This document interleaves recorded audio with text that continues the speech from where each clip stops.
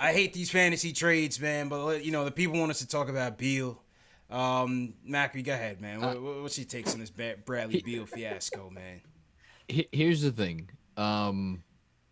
When you're making a trade in the NBA nowadays for a player of Bradley Beal's caliber, you give up so much draft equity. It's like there's Yeah, not a question. It's yeah. you're going to give up draft equity. I don't know if it's going to be two picks and two swaps or whatever. Like it's a lot.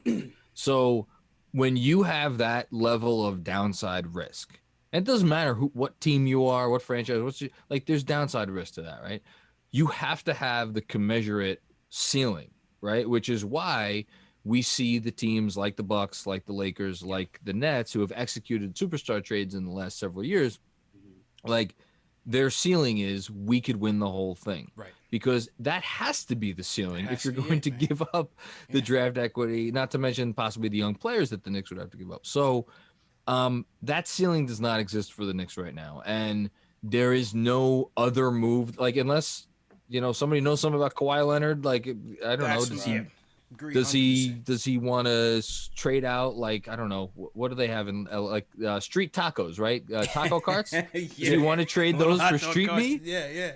Yeah, Yeah, I check mean that out, bro. listen, I would go CK cross though. country CK though. Fire. for halal food. I love halal food. I don't know if Kawhi Leonard wants to do that. So unless unless he's coming, there is no move that you're making, in the near future, that you could accompany with a Bradley Beal trade that I think is going to put them at that level, which means you're exposing yourself to really significant risk without giving yourself a real Yeah. opportunity to capitalize fully. That, Does it mean it's necessarily the wrong move? No, but with what it's going to cost to get that dude, my Yeah. goodness. and that's why for me I don't take that risk, man, because it's like, what are you doing after that?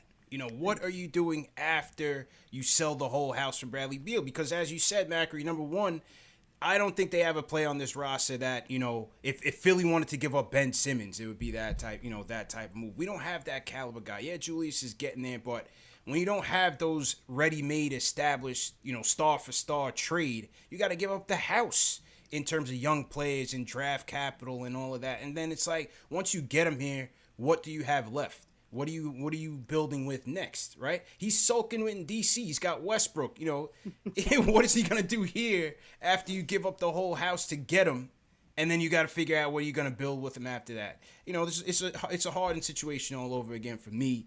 And like Macri said, unless Worldwide West is in the back room talking to Kawhi, Right. saying this is the next domino to fall if we get this. To me, I'm on the outside, man. I say no to this. Listen, I love Bradley Beal. To me, he's super talented. I think he's underappreciated in this league. 35 points a game? Wait, is he 35 points a game? Should have made the All NBA team last year. That Oh was my criminal lord. that he did not. It's Criminal. incredible. Yeah. Criminal, man. So yeah, I'm out on it. Listen, I respect his talent, but we're just not there. We're just It's not yeah. there. We're just not there. We gotta continue to build the infrastructure, and then you make those moves when you're ready to take that leap to go over the hill.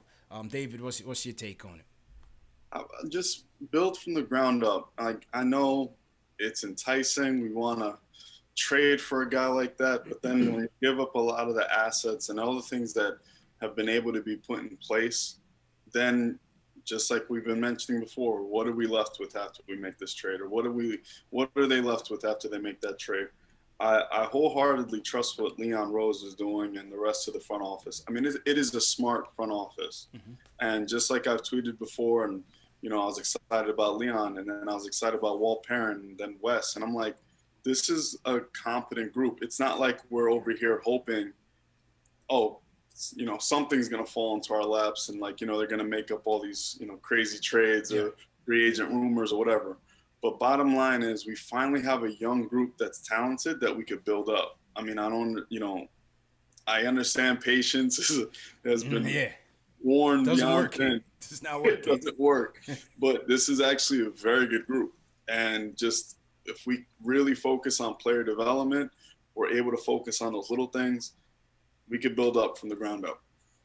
Yeah, and CK, I agree with that, man. We have a new regime, and I do think this is still going to be an aggressive rebuild, but I don't think as soon as they get here, they're just going to toss everything out and for this type of trade. I just don't see it, man. What's your take?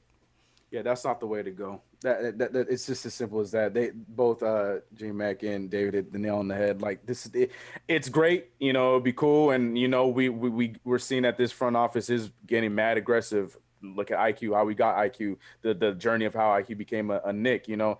They're mad aggressive, but at the same time, they're also very smart. And as enticing as this was, we survived Russell Westbrook. And I think we're going to survive this Bradley Beal, you know, enticement. It's just not going to happen, and it wouldn't make sense for it to happen because he comes here and it's just going to be the New York Wizards. It's going to be the New York Wizards. If you look Westbrook. At who Bradley Beal is playing with, like I'm looking at Isaac Bonga, I'm looking at Chris Matt. Like I'm looking at the guys he's playing with, and unfortunately, then he's going to be playing with similar guys because the only guys surviving will be Ignas Brazdeikis, who will get his minutes. So some fans will be excited about might that. say, "Hey, Frank might still be might here. Be the starting point guard. And Frank might be in the backcourt running and gunning, man. That might be Frank's window. That might Imagine be the time, that. But, Imagine that. And then we're watching the Wizards get our first overall pick with the Knicks pick. And it's just like we don't want to go through that. We don't want to go through that. So as exciting as it would be, I'm 100% with David on this. Just build from the ground up. This is not the move. If there's a move to be made, this one is the one we say sorry, but not right now. This ain't the one. This is not the one.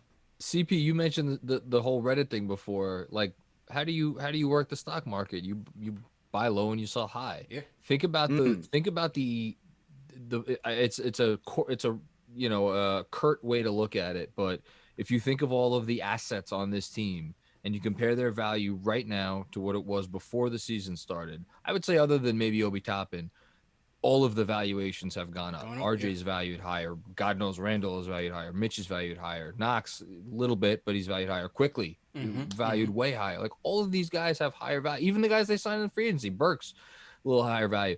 So rather than look to cash out after, what has it been, 19 games?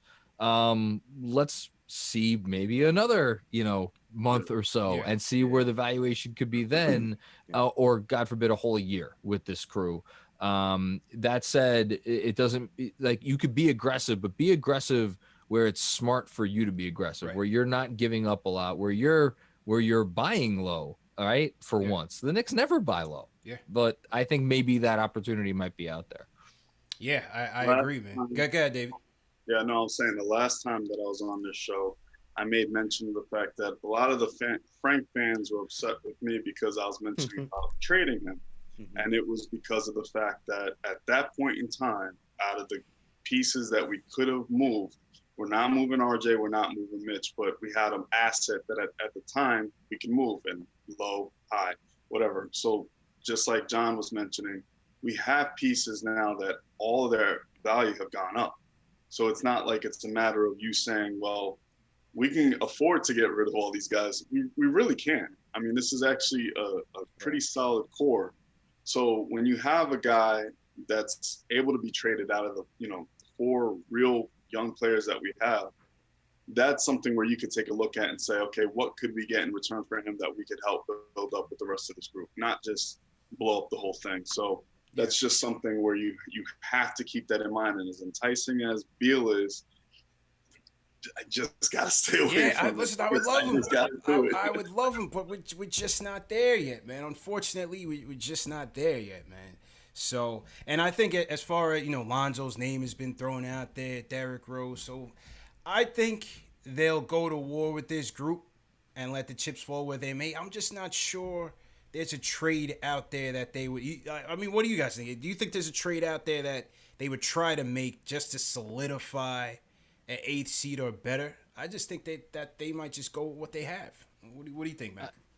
I don't think it's about making a trade to go for the 8th seed. I think it's about taking advantage of the market.